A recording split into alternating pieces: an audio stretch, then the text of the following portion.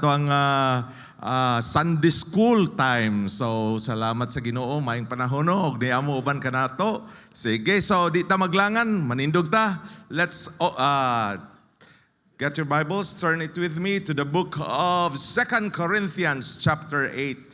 2 Corinthians chapter 8, we will be reading verses 1 to 8. 2 Corinthians chapter 8, verses 1 to 8. Are you there with me? Say amen. Okay, let's read this. Just follow with your eyes as I read the verses. Okay, verse 1. Moreover, brethren, we do you to wit of the grace of God bestowed in the churches of Macedonia, how that in a great trial of affliction and abundance of their joy and their deep poverty abounded unto the riches of their liberality. For through their power I bear record, yea, and beyond their power they were willing of themselves, praying us with much entreaty that we would receive the gift and take upon us the fellowship of the ministering to the saints.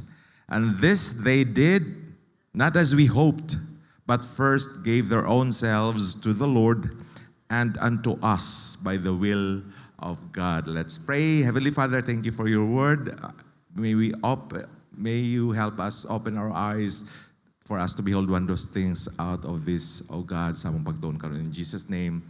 Amen. Please be seated.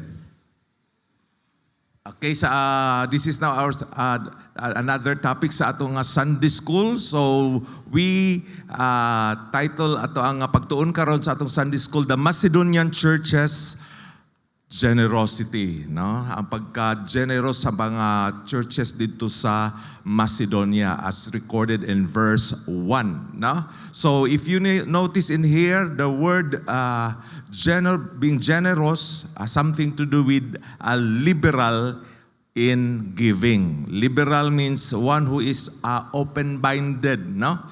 Hindi makitid ang utak. So that is really has something to do with an attitude. Okay, so to begin with, let us just take 3 points sa atong pagtuon karon sa atong Sunday school. First, let's consider the giving of this Macedonian churches out of poverty.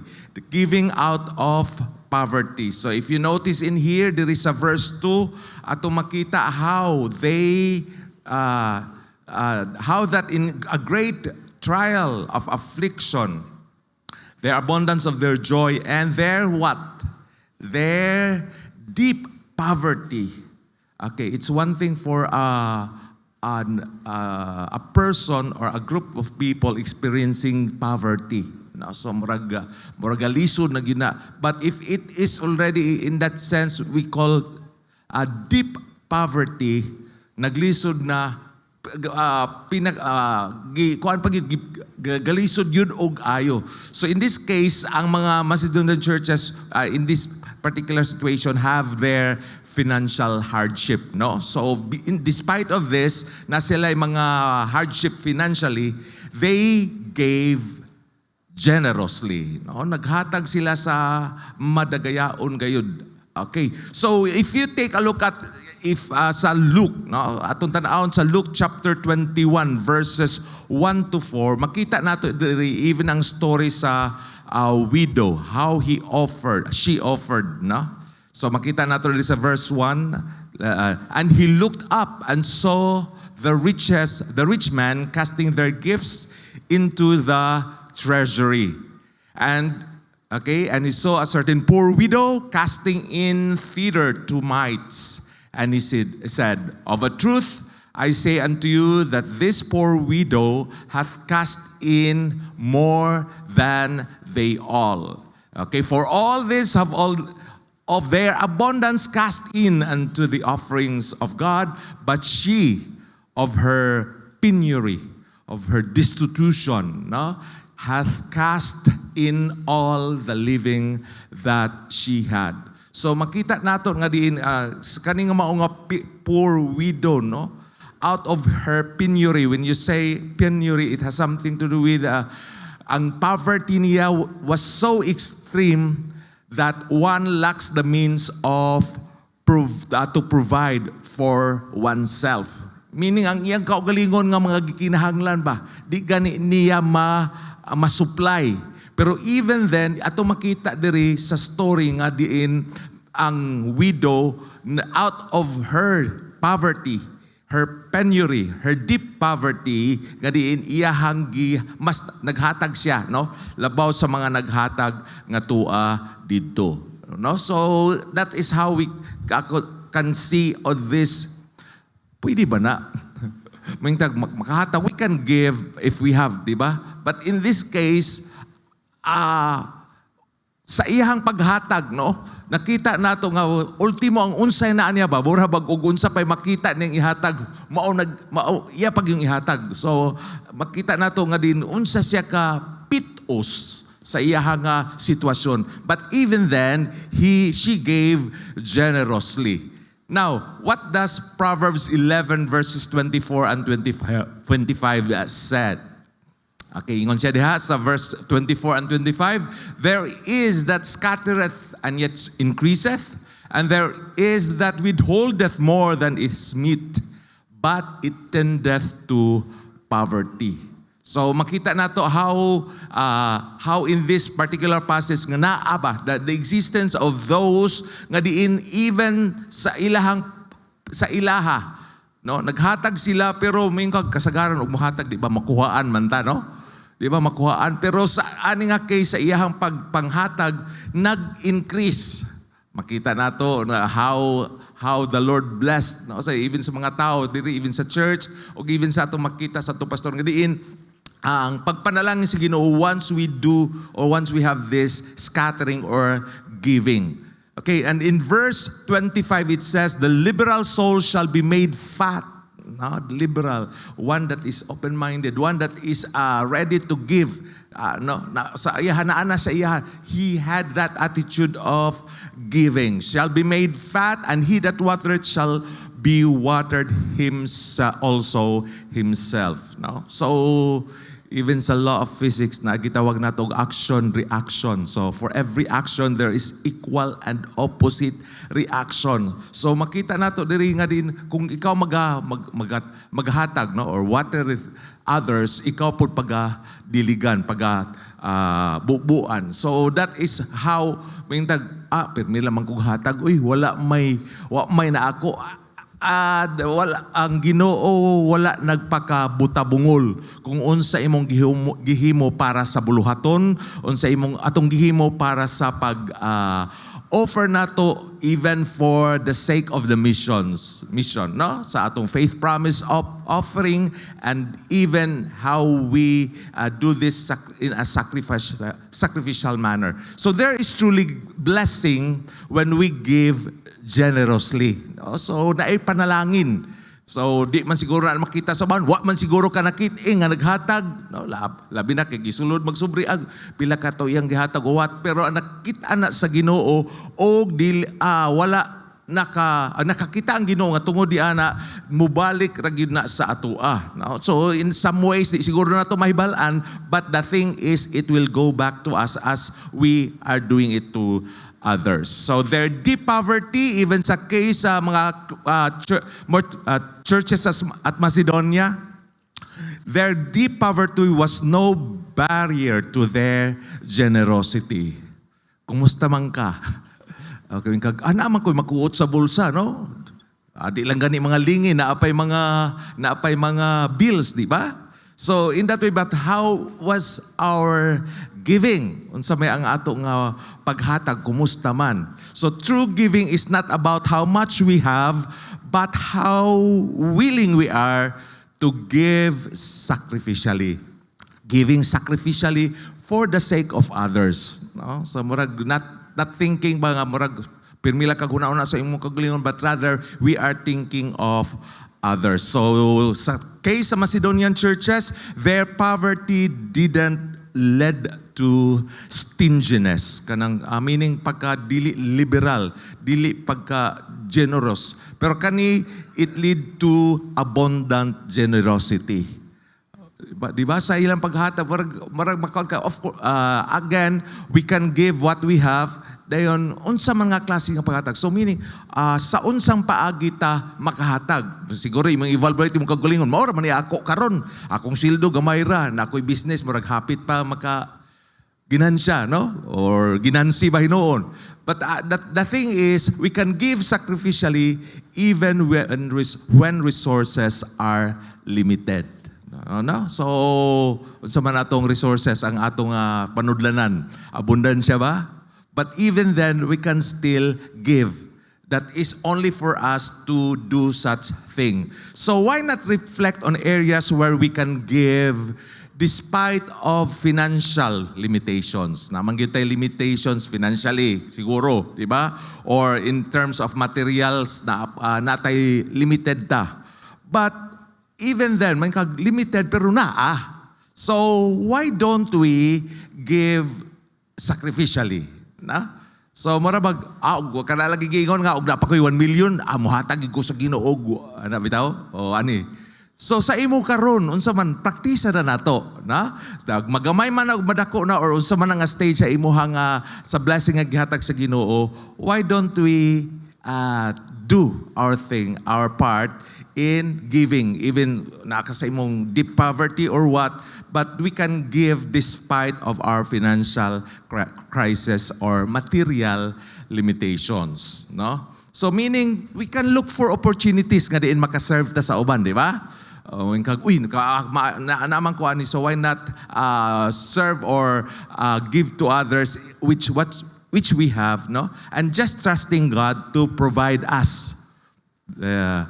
So siguro sa uban nakasinati na mo anino sa dihang mahatag mo, then in some ways gadiin unexpected, ang Ginoo nagabalik niini, pinilo pa, no? So why not look for opportunities? So if opportunities come for you to give, why not give?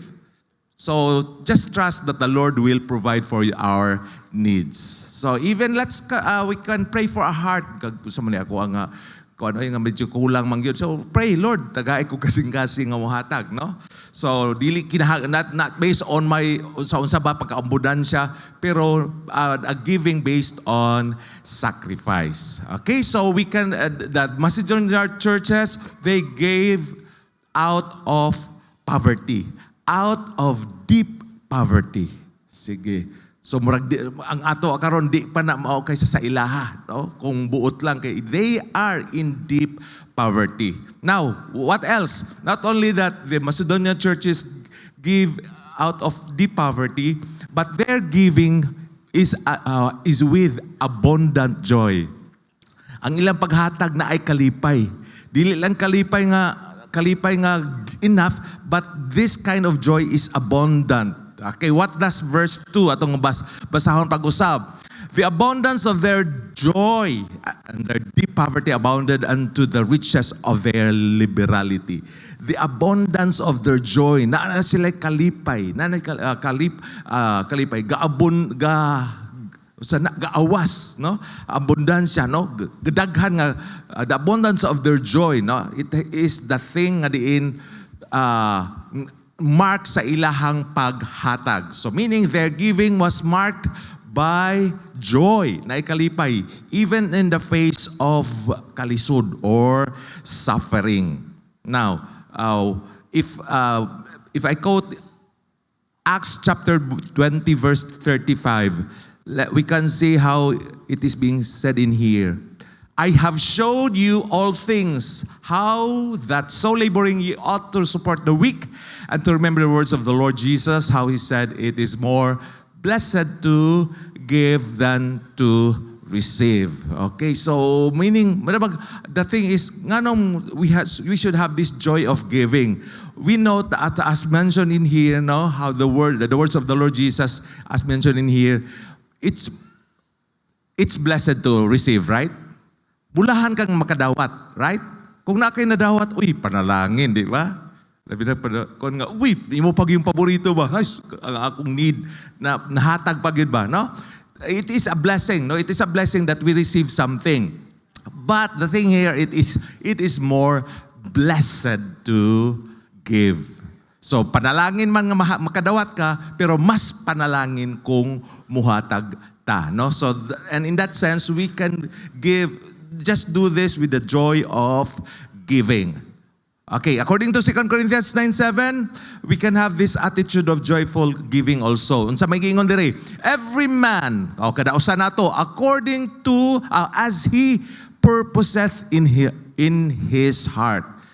Every man according sa iyang need, dili. Every man according sa iyang unsa ni? Gamugot, no? Nga grabe, mapatagon kita ni. Di ba? Para yun siya, every man according as he purposeth, ahaman, in his heart. Wala ba gipugos ba, no? Okay, so let him give. Not grudgingly. Nakahatag tuod pero naipakapin. Di ba? Makadawat ka, imo na ning balod. Pipil ka pa kayo. Salamat ma, pero kuan ba, ang imong ikog, murag na asluyo, no? Natagaan-tod ka, pero naipakapin man good, no? So, bagutbutan pa. So, kaya daghan pa tagikinanglan, no? Out of necessity. But in this case, God loveth a cheerful giver. So, why don't we give cheerfully, no? As you purpose in your heart to give. Wala na kuan, unsay kanana? Wala gipugos, pero knowing that it is more blessed to give than to receive, we give in a cheerful manner. Okay, what does Philippians 4:4? So this is an all-around joy, including the joy of giving. It says, rejoice in the Lord always. And again, I say, rejoice. So magakalipay. So unsa man, magakalipay usahay, ingon siya diri, magakalipay sa Ginoo kanunay. Kanang magakalipay sa Ginoo, pwede mangud na nga natas panahos problema or kapitos or kalisod. Pero as in the Lord, knowing that the Lord will provide us sa atong need, we can still rejoice in Him always. Ginoo na ako'y gamay, pero it is my joy to give it anyway para sa mga missionary, no? So na ako'y joy mo gani nga it's kalipay na ako nga di sa mangisnak, no? Nga din in that way ako ning i-offer, ako ning ipuno sa ako ang missions giving. Okay, so the Macedonians didn't give reluctantly. Sa ilang paghatag, they gave with joy. Okay, in that way, parang in that sense, naana sa part sa ilahang, it is part of their giving. So meaning that their giving was part of, dili lang sa ilaha, but God's greater plan. They are having this better perspective or in a higher perspective nga diin ang ilang paghatag wala sila naghuna-una sa ilang kaugalingon, but they are looking or they are thinking of what is the greater plan of God for the furtherance of the gospel, di ba? So this shows us that the joy of the Lord is what empowers believers to give generously. Lisod kay namuhatag ang kanang uy, napakoy bayron nun sa una niya. Pero Lord, knowing nga ikaw gyoy mo puno, ikaw gyoy mo kuan ako. So the joy of giving even in difficult times, no? If you are facing with some difficulties, why not give? So actually makadungog ta sa atong pastor how parang dili rason ang pagkalisod, ang pagkapitos nga dili ta mohatag. So why not cultivate a joy in giving even during difficult times, no? Para ba nang kuan ba marag sa kaput marabag imugkaoy sige ha. Ikaw ayawa ka usa ba imong kuan ba sa kaaway ba, no? Kanang sa meaning the devil himself. Bi ako ra guni pilmilan ko ni pastor bi why that cost yours? I have this joy of giving, even the circumstance is not well with me. Okay, so give with a joyful heart, focusing on how your giving furthers God's kingdom. No, so naaman tay tuyo ani. Okay, so atong month of kaning atong missions, even for this missions conference nato, no. So naatay ang atong pastor naghagit nato to give even for our karon sa atong missions conference, di ba? So naana bay mga kasing-kasing nga na-touch. I hope naana gyud o naana mo'y mga gipang reserve for this purpose. So find joy in small acts of generosity, knowing they bring pleasure to God. So unsa may imong ipahimuot? Ang ubang tao, hatag ko niya kay para ingon kog dato, or hatag ko niya kay ingon kog pero if you are giving with joy and knowing that what God's better plan, even the plan of para sa pagpakaila pa sa maayong balita. So as the Corinthian church, Macedonian churches, they give out of joy. So there was abundant joy in giving. Amen? Napamudiha mga igsoon. Okay, nanata sa katulo. So that not only that, they were giving beyond their ability. Nga bitaw murag hapit ka nga, murag hapit man ko dili ka kahatag. Pero na kay abilidad sa pahatag, pero kung what if wala kay abilidad ba, wa kaani nga mga resources. But even then, the churches at Macedonia, were giving beyond their ability. The Macedonians gave sacrificially. So how does it so? In giving sacrificially, it exceeds even their financial capacity.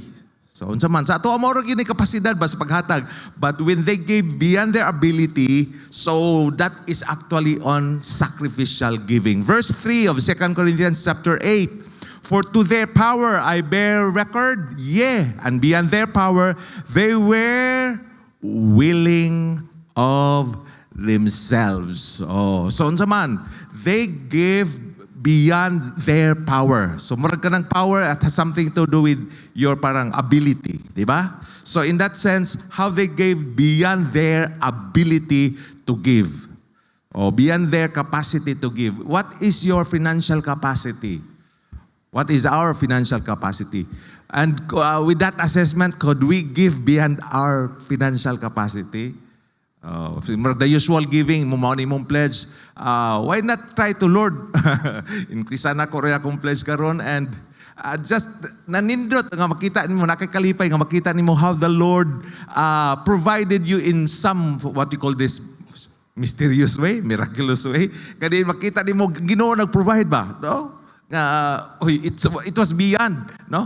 Even sa imuha nga gihatag. Okay, Mark 12 verse 43 and 44, again atong balikan to how Jesus recognizes the sacrificial giving of the widow. Ingon siya diha that this poor widow hath cast more in. Murag mas daghan ni gihatag ang widow. Pila to yang gihatag? 2 mites. Naghatag ang widow, pero siya nag-cast more. Naaha man gi-compare nga nag-cast more siya. Gi-compare ni ang paghatag og mas dako sa tanan nga naghatag. Ang kuana na ako biya kay sa istorya lang ba? Ako biya kay mas gwapo biya ko sa tanang mga laki nga na diri. Ano? Parang mas gwapo pero you are referring to all others, di ba? So in this case here, the widow gave more. Asaman gi-compare sa tanan nga naghatag.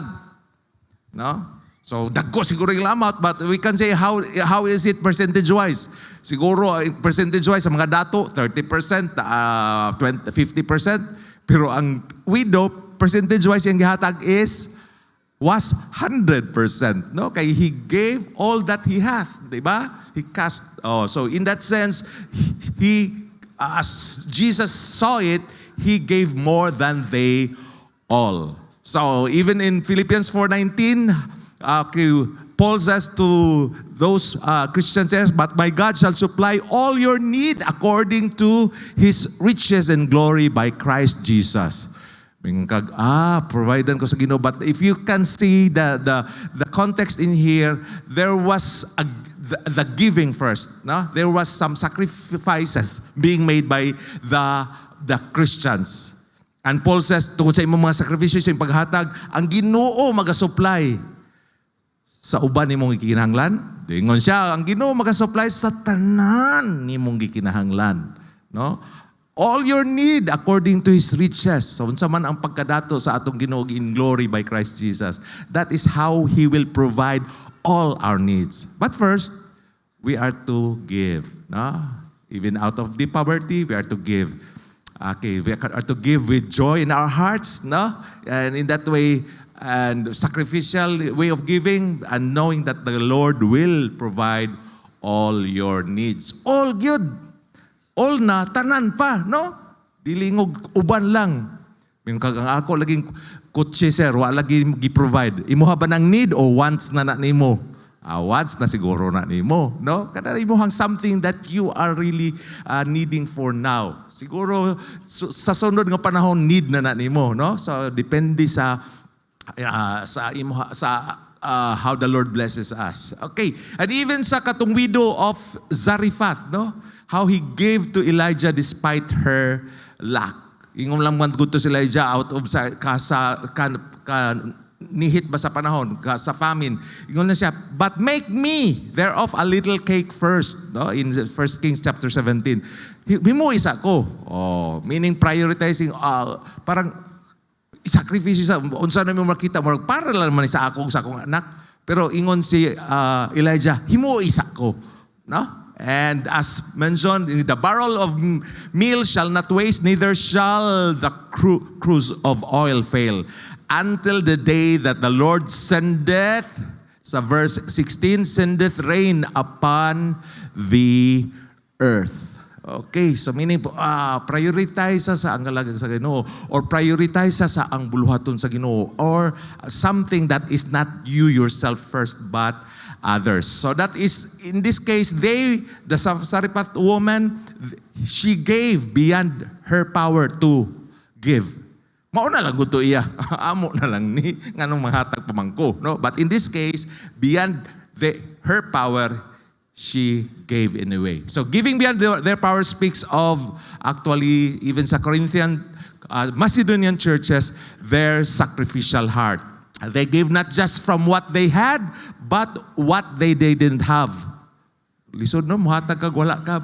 The thing here is, you have that attitude of giving, makahatag yun, and in that way, as the Lord blesses. So it's a testimony of faith, trusting God to provide even when their resources seemed insufficient. Sa man, abunda ba yung resources, medyo kulang.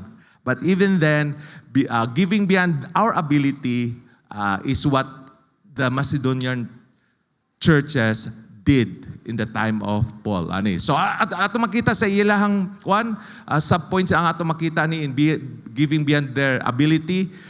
In the first place, in verse 3 of 2 Corinthians chapter 8, they have their willing hearts. Na? So for their power, I bear record. And beyond their power, they were willing of themselves. Oh, so naa namang kasing-kasing nga willing na nga muhatag. So di nagahi ang paghatag, kay willing man sila. Their hearts were willing more to give beyond their power. Not only that, they have their willing hearts. In verse 4, ato makita diha unsay gingon, praying us with much entreaty that we should receive the gift. Murabag tanaw siguro Paul, ang ilang ihatag wa man gani naputos, or mura magiputos na lagdahon, no? Or something nga Paul dawatan ni para sa para sa imong kinal or para sa buluhaton. Mura something nga siguro dili pleasing, no? But that is a need nga diin sa mga mga missionaries ba in that sense. But they gave, no? So, marabaghan nyo pa, dawatan na lang gud ni, although wala may napitos ni, pero amo gining ihatag. No?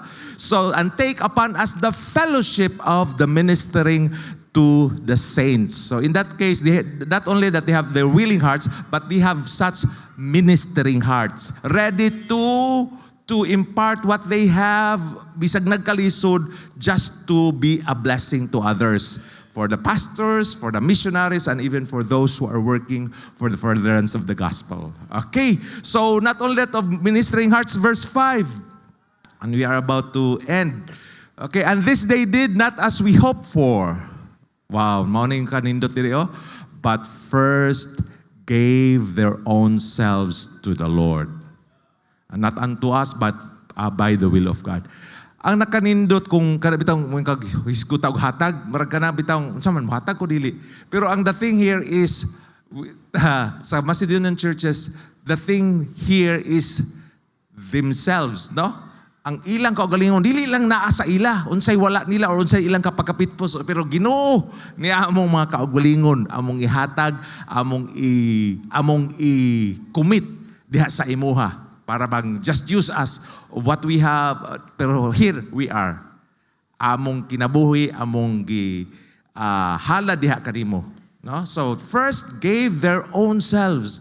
Dili tong two mites, no? Dili tong saman mga gamayng pennies in your pockets or some bills. Dili to mayon lang gihatag. Una ang ilahang kagalingon. So ug nadala na pagdala di bisig kagalingon sa Ginoo pag dala na tong unsay nasa imuha, no? So murag ko na iyahang implied. So but the thing here is they have this what we call sacrificial hearts. Romans 12:1 it says, and we quote, I beseech you therefore, brethren, by the mercies of God, that ye present your bodies a living sacrifice, holy and acceptable unto God, which is your reasonable service. Present your bodies a living sacrifice. Unsa man ang sacrifice? Sakripisyo. Gano sakripisyo ato lang ni ihatag kay wa na patay naman ni atong kanding, no? Ato na lang ni ihatag sa missions kay nagdaot naman ni or something. But that is a living sacrifice. That is a sacrifice that cost you much, no? Ma-feel pa nimo as a living sacrifice, offering our bodies as a living sacrifice. So in this, as we conclude, so why not stretch out our faith by giving beyond our ability to give, no? Beyond what feels comfortable. As dali na kay mo hatag ning naaras nanubra nimo oy. But what if kanang imuha nang gikinahanglan? No, masacrifice pa ba nato og hatag? And just trust God by giving more than you think you can afford, believing He will supply all your needs. So why not we step out of faith with offerings? Usually offerings atong nauna kuan naman gino money, but offerings sa giwali ni Brother GR last Wednesday, offerings of our time, our treasure, and even our talent, that mga hinaani nga beyond our capacity ba, no? So naanata, pero what if we are to give this beyond sa atoa, and knowing that the Lord will just let you by His grace do it, no? So and the last is we need to pray for God to use us for our sacrificial giving, not only just parang for the sake of giving, but to have an impact for others. Impact for the furtherance of the kingdom, impact for how we can be a blessing to the missionaries, and even in cultivating a spirit of generosity. Hindi na ay liberal in giving regardless sa ato ang circumstances. No, dili man siguro sayon ang imuhang kahimtang karon, no? Siguro pagdawat imo si mong sweldo gauna na tong naningil. Imong sweldo ha, thank you. Napasa na dayon ba, no? Pero Lord, parang dili ni imong kabuoton nga hinaani akong sitwasyon, magdawat og sweldo or kanang sweldo nga nabaligya na, no? Or unsa man profit ba sa negosyo nga diin dili mapahimuslan or dili maka contribute for the furtherance of His kingdom. So hinaot nga natin nakutun-an even sa example sa Macedonian churches in their attitude of giving, how they give out of poverty, how they have this abundant joy of giving, and how they give beyond their capacity to do so. Okay, so with that, let's pray. Heavenly Father, salamat Ginoo sa imong pagpanalangin ka namo karon.